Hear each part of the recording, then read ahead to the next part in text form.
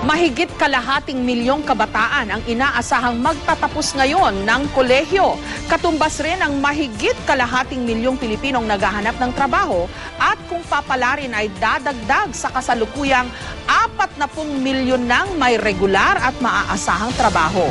Base sa pinakahuling tala ng ating gobyerno, kumpara sa ibang bansa, mababa kung tutuusin ang 7.1 unemployment rate na nararanasan ngayon ng Pilipinas.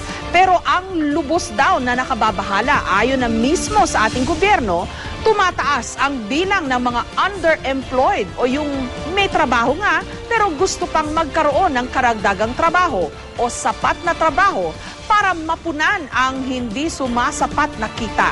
Sa kasalukuyan po, halos 8 milyong Pilipino na ang underemployed. Dahil sa limitadong mga oportunidad at matinding kompetisyon, walang magawa ang marami kundi tumanggap na lang ng trabahong malayo sa kanilang mga pangarap o pinag-aralan.